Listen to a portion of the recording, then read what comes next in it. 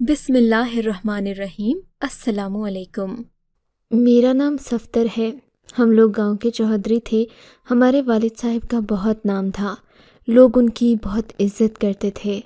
ہمارے گھر سے آج تک نہ جانے کتنے لوگوں کے گھر روز راشن پانی جایا کرتا تھا۔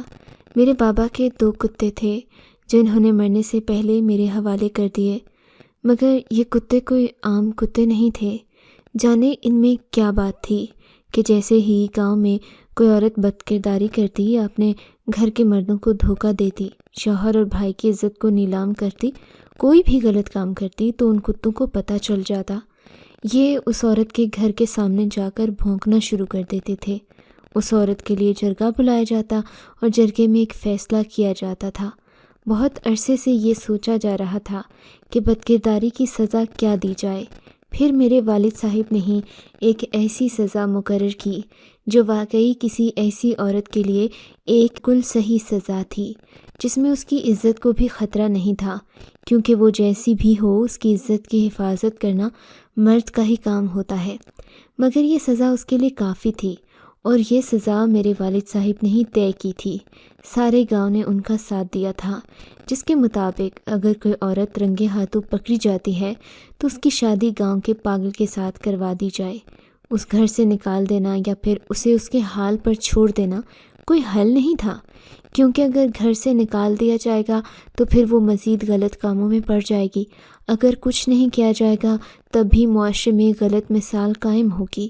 مگر اس کی سزا یہی تھی کہ اس کا نکاح بھی ہو جائے، وہ بھی کسی مرد کے نکاح میں بھی چلی جائے، مگر وہ مرد بھی ایسا ہو کہ اس کے لیے سزا بن جائے۔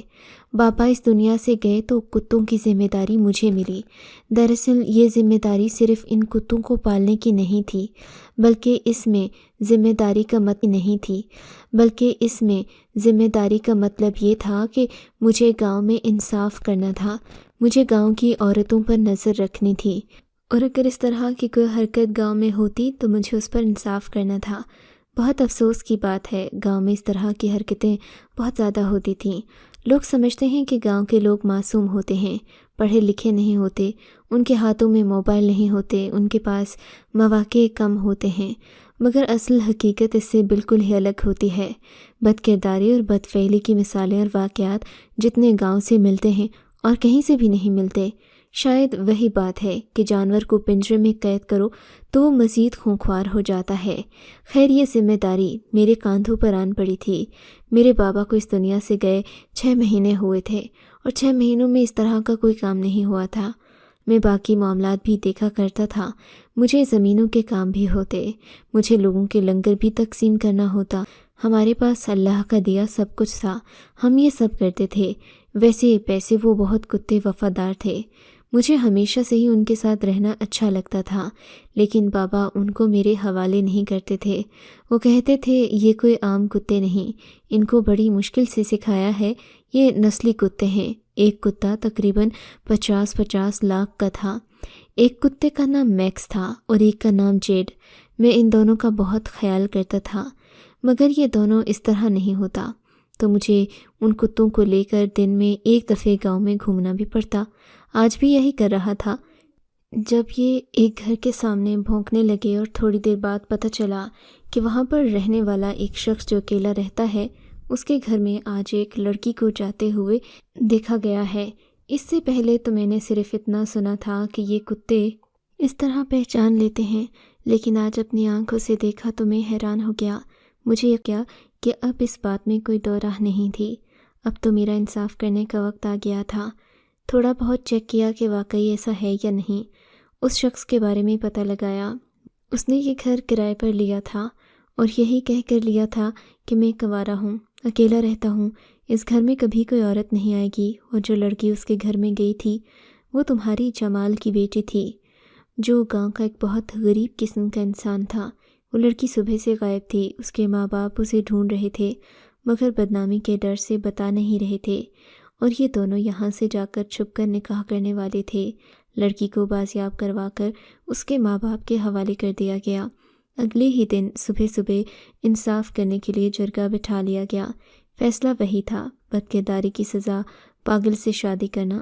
گھر والے بھی خاموش، لڑکی بری طرح رو رہی تھی، مگر کچھ نہیں کیا جا سکتا تھا۔ فی الحال گاؤں میں کوئی بھی پاگل نہیں تھا سوائے میرے اپنے بھائی، چھوٹا تھا، اس کا ذہنی توازن ٹھیک نہیں تھا۔ امی کے جانے کے بعد سے یہ ایسا ہو گیا۔ پھر بابا بھی دنیا میں نہیں رہے۔ اس کا خیال رکھنے کے لیے میں نے ایک نوکر رکھا ہوا تھا کیونکہ میرے پاس اتنا وقت نہیں ہوتا۔ سب نے کہا فی الحال تو گاؤں میں یہی پاگل ہے، اس لیے اس لڑکی کی شادی آپ کے بھائی سے ہی کروانا ہوگی۔ بڑی عجیب سی بات تھی، میرا بھائی پاگل صحیح مگر اس کی شادی ایک بدکردار لڑکی سے کیسے ہو سکتی تھی؟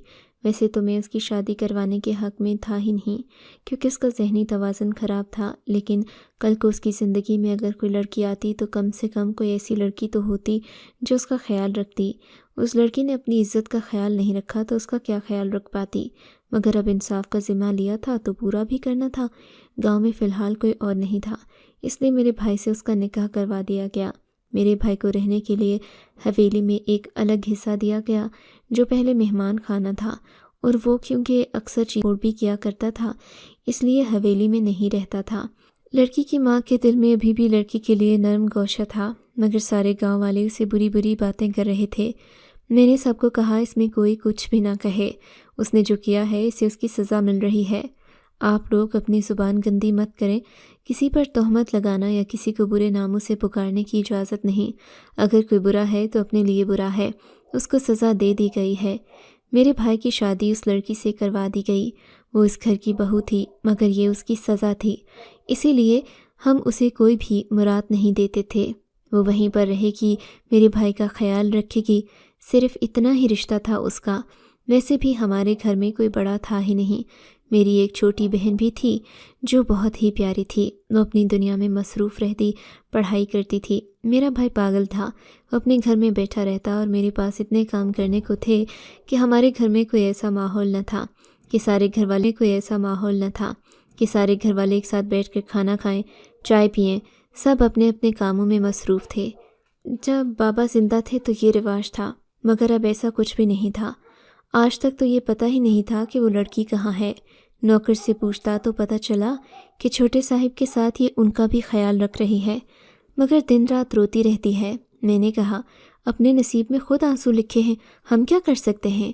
2 ہفتے بعد ڈاکٹر میرے بھائی کو چیک کرنے کے لیے بھی آیا، وہ بھی آتا رہتا تھا کیونکہ میں اپنے بھائی کا علاج کروانا چاہتا تھا۔ میں نے اس کو اس کے حال پر چھوڑ نہیں رکھا تھا۔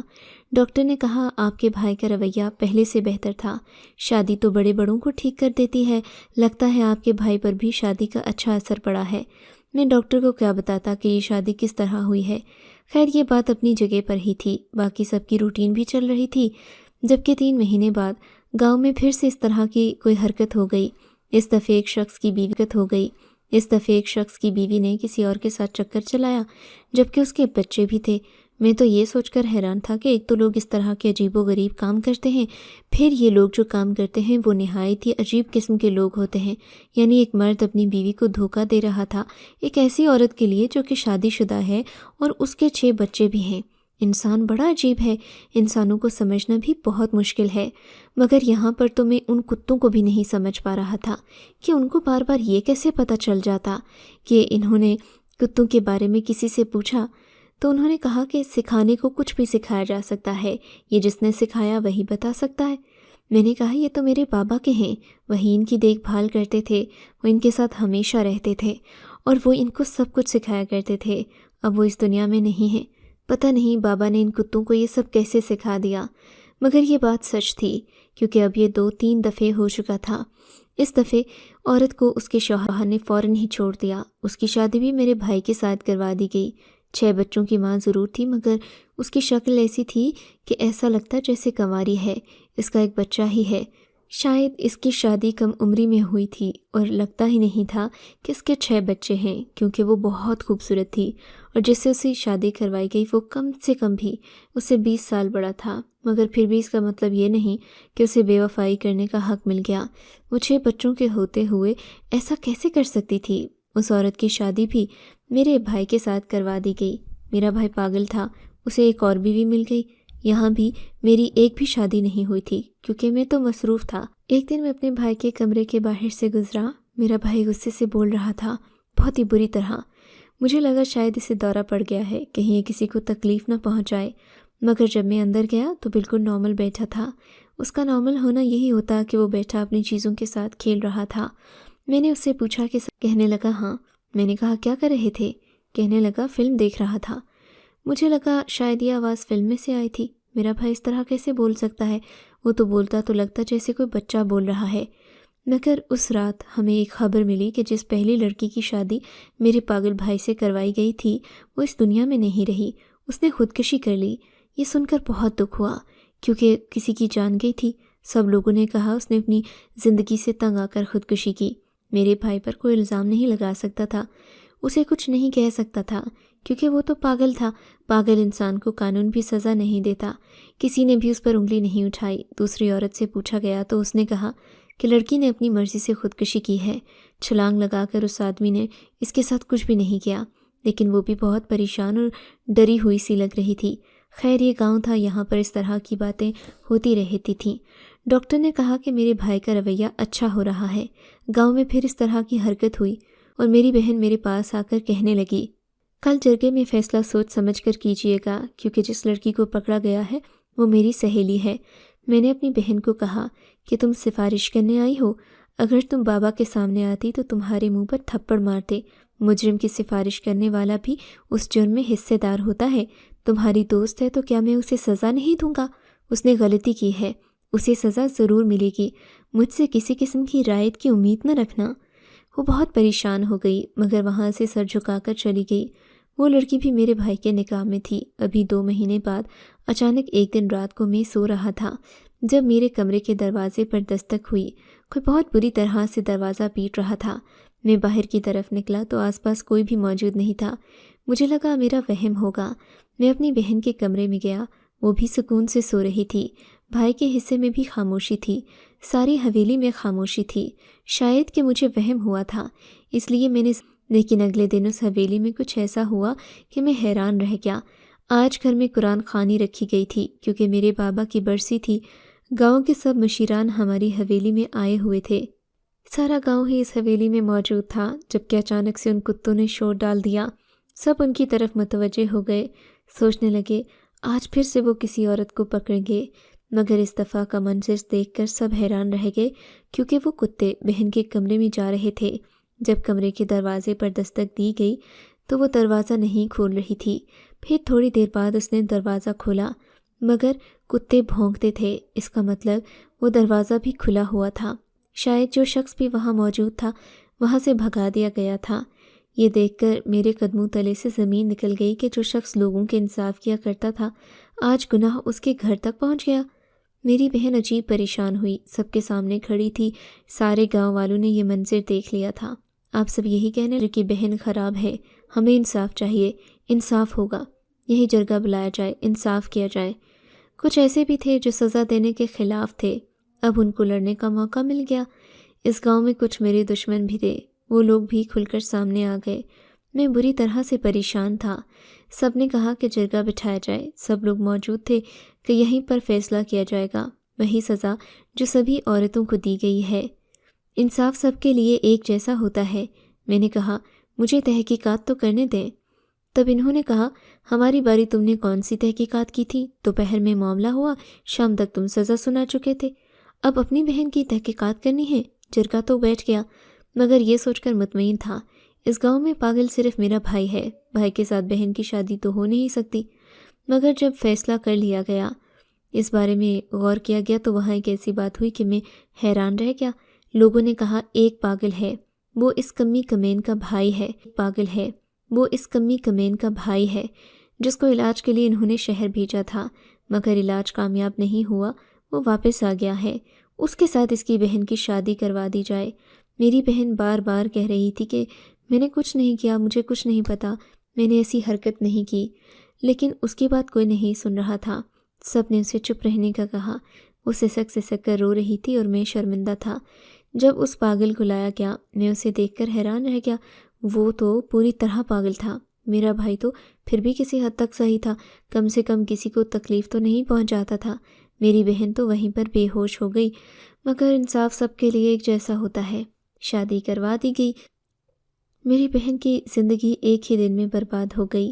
سب لوگ کہہ رہے تھے چودھری نے بہن کے معاملے میں بھی صحیح فیصلہ کیا ہے، وہ ایک منصف انسان ہے، اپنی بہن کے بارے میں کوئی سوچ بھی نہیں سکتا، مگر اس نے سچ میں غلط کیا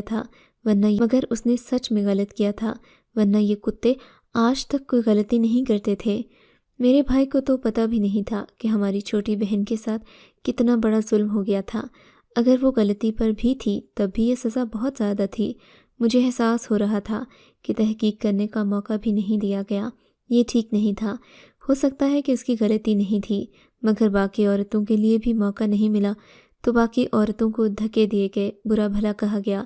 میری بہن کے ساتھ یہ سب نہیں ہوا تھا، بس اس کا انصاف ہو گیا تھا۔ پتہ نہیں کیوں میرے دل کو سکون نہیں مل رہا تھا، جیسے کچھ غلط ہوا ہے۔ اپنی بہن کی خبر بھی نہیں لے سکتا تھا، لیکن پھر بھی گھر کے نوکر کو وہاں پہنچا۔ دل بہت اداس تھا۔ اس نے کہا آپ کی بہن اسی گھر میں رہ رہی ہے، سب کو برا بھلا کہہ رہی تھی، اس کے چہرے پر زخم بھی لگا تھا۔ گاؤں والے بھی بہت بری باتیں کر رہے ہیں، سرکار سب کہہ رہے ہیں آپ کی بہنیں ایسی نکلی، چھوٹی بیٹی کے بارے میں ایسی باتیں۔ میری تو آنکھوں میں سن کر آنسو آ گئے، ورنہ بیوی کے بارے میں ایسا بولنے کی کسی کی ہمت نہیں ہو سکتی تھی۔ یہ سن کر میرا دل مزید بھاری ہو گیا۔ اس بات کو 2 ہفتے ہوئے تھے کہ ایک رات اچانک مجھے محسوس ہوا جیسے کوئی میرے قدموں کے پاس بیٹھا بری طرح رو رہا ہے۔ لائٹ آن کی تو سامنے کا منظر دیکھ کر حیران رہ گیا۔ وہ میرا بھائی تھا، رو رہا تھا۔ مجھے لگا کوئی دورہ پڑ گیا، لیکن اس کی شکل دیکھی تو ایسا لگتا تھا کوئی نارمل انسان اپنی غلطی پر رو رہا ہے۔ ہاتھ جوڑ کر بیٹھ گیا۔ میں نے کہا کیا ہوا؟ کہنے لگا مجھے معاف کر دے، میں بہت بڑا گنہگار ہوں، میرے گناہ کی سزا ساری حویلی بھگت رہی ہے، میں اپنے آپ کو کبھی معاف نہیں کر سکتا۔ میں نے کہا تم نے اپنی دوا کھا لی ہے؟ کیسی عجیب و غریب باتیں کر رہے ہو؟ تو کہنے لگا مجھے دوائی کی ضرورت نہیں، میں پاگل نہیں ہوں، بالکل پاگل نہیں بھائی، مجھے سب کچھ پتہ ہے کہ سب کچھ کیا ہو رہا ہے، مجھے سب آتا ہے، مجھے کچھ بھی یاد ہے، میں صرف پاگل ہونے کی ایکٹنگ کر رہا تھا، میں پاگل نہیں ہوں۔ میں نے کہا تمہاری طبیعت صحیح نہیں ہے، جا کر سو جاؤ۔ وہ بری طرح چلانے لگا، بولا میں پاگل نہیں ہوں، میری بات غور سے سنیں، میں جان بوجھ کر پاگل بنا ہوا تھا۔ میں نے اس گاؤں کی ایک لڑکی کو پسند کیا، مگر وہ مجھے چھوڑ کر کسی کے ساتھ بھاگ گئی۔ اسی دن میں نے سوچ لیا کہ مجھے کیا کرنا ہے، پاگل ہونے کا ناٹک کرنے لگا۔ جو لڑکی مجھے پسند ہوتی اس کے گھر میں کتے بھیج کر ان کو سرے عام سب کے سامنے لے آتا۔ یہ کتے کچھ بھی نہیں سمجھتے، ان کو میں نے سکھایا ہوا ہے، یہ میرے اشارے پر کچھ بھی کریں گے، جہاں میں نے ان کو کہا ہو وہاں چلے جاتے ہیں، کھانے پینے کی چیزوں کی طرف بھی جاتے ہیں جو ان کو بہت پسند ہیں۔ میں خود ان لوگوں کے گھروں میں وہ چیز رکھ دیتا تھا۔ پھر سزا کے مطابق شادی صرف پاگل سے ہو سکتی تھی، سو میں پاگل بننے کا ناٹک کر رہا تھا۔ جن لڑکیوں کی شادی مجھ سے ہوئی میں ان کو پسند کرتا تھا، اس طرح وہ میری جاتی۔ جس نے خودکشی کرنے کی کوشش کی اس پر میں نے ظلم و تشدد کیا تھا، اس نے خودکشی کر لی، مگر شاید یہ مکافات عمل ہے۔ ہماری بہن کے ساتھ یہ سب ہو گیا، اس نے کچھ بھی نہیں کیا، کیونکہ اس کے کمرے میں کتوں کی پسند کی چیز پڑی تھی جو وہاں نہ جانے کس نے رکھی تھی۔ جو کچھ بھی ہوا وہ وہاں پر اپنی چیز کے لیے گئے تھے۔ میرے بھائی نے اس طرح کی باتیں کی، میں نے اسے گریبان سے پکڑا، کہا تم یہ سب پہلے نہیں بتا سکتے تھے؟ کہنے لگا میں بہت ڈر گیا تھا، مجھے لگا سارے گاؤں والے مل کر مجھے ماریں گے، آپ بھی مجھے مار ڈالیں گے۔ میں بہت زیادہ ڈر گیا تھا کہ میری بہن کو بچا لیں۔ جو میں نے دوسروں کی بیٹیوں کے ساتھ کیا وہ آج اپنی بہن کے ساتھ ہو رہا ہے۔ میں وعدہ کرتا ہوں میں سدھر جاؤں گا، یہ کام نہیں کروں گا۔ وہ مجھے چھوڑ کے جانا چاہتی ہے تو میں ان کو آزاد کر دوں گا، ان کے گھر والوں کو بتاؤں گا کہ وہ بد کردار نہیں تھی۔ وہ جن مردوں کے ساتھ پکڑی گئی ان کو میں نے ہی پیسے دیے تھے، کہا تھا کہ وہ جھوٹی گواہی دیں۔ بہت بڑا گنہگار ہوں، گناہ کی سزا میری بہن کو مل رہی ہے، میرا مکافات عمل ہو رہا ہے، مجھے معاف کر دیں، میری بہن کو کسی طرح بچا لیں۔ دن رات اس پر کیا گزر رہی ہے، وہ ہماری چھوٹی بہن ہے۔ میں نے اپنے بھائی کو کہا میں کل جرگہ بلاؤں گا، وہاں پر تم کو یہ سب کچھ بولنا ہوگا، سب بتانا ہوگا، اس کے بعد وہیں پر فیصلہ ہوگا کہ تمہارا کیا کیا جائے۔ ابھی تو میری نظروں کے سامنے سے چلے جاؤ، نہیں تو میں تمہیں جان سے مار دوں گا۔ میرا بھائی وہاں سے چلا گیا۔ اگلے دن میں نے پھر سے جرگہ بلایا، بھائی سے کہا یہ سب کچھ بتائیں۔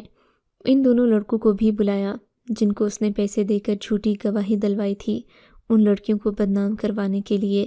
سب وہیں کھڑے تھے، میری بہن کو بھی بلوا لیا کیا؟ میں نے کہا ان لڑکیوں کی فیملی کو کہا کہ ان کو معاف کر کے واپس قبول کر لیں، ان کا کوئی قصور نہیں۔ لڑکیاں روتی ہوئی اپنے ماں باپ کے گلے لگیں تو وہ منظر سبھی کو رنجیدہ کر گیا۔ میری بہن بھی ہمارے پاس آ گئی، اس کو طلاق کروا دی گئی، کیونکہ جو شخص تو سچ میں پاگل تھا وہ اس رشتے کو سمجھتا ہی نہیں تھا، اس لیے اس انسان کے ساتھ میری بہن نہیں رہ سکتی تھی۔ لیکن جو لڑکیاں میرے بھائی کے نکاح میں تھیں ان سے پوچھا گیا، انہوں نے کہا ہمیں نہیں جانا، ہمیں طلاق نہیں چاہیے، ورنہ ہم کہاں جائیں گی۔ انہی لڑکیوں کی وجہ سے میرے بھائی کو موت کی سزا نہیں سنائی گئی، مگر اسے سزا دی گئی کہ اس کو حویلی سے بے دخل کر دیا جائے اور اس گاؤں سے بھی نکال دیا جائے، اور کبھی غلطی سے بھی وہ اس گاؤں میں نظر آیا تو کوئی بھی شخص جو اسے دیکھے گا وہ اسے جان سے مارے گا۔ میرا بھائی اپنی بیویوں کو لے کر ہمیشہ کے لیے چلا گیا۔ اس نے کہا میں اسی قابل ہوں۔ بہن واپس میرے پاس آ گئی۔ میں نے کہا مجھے معاف کر دو، میں تمہیں بچا نہیں سکا تھا۔ آخر میں یہی کہنا چاہتا ہوں، یہ دنیا مکافات عمل ہے، جو کسی کے ساتھ کرو گے کل کو تمہارے ساتھ بھی وہی ہوگا۔ آپ کو اگر یہ کہانی اچھی لگی ہے تو اس ویڈیو کو لائک کیجیے، اور اس طرح کی مزید کہانیاں سننے کے لیے ہمارے چینل کو ضرور سبسکرائب کیجیے۔ کہانی سننے کا شکریہ۔ آپ سے ملاقات ہوگی اگلی ویڈیو میں، تب تک کے لیے اللہ حافظ۔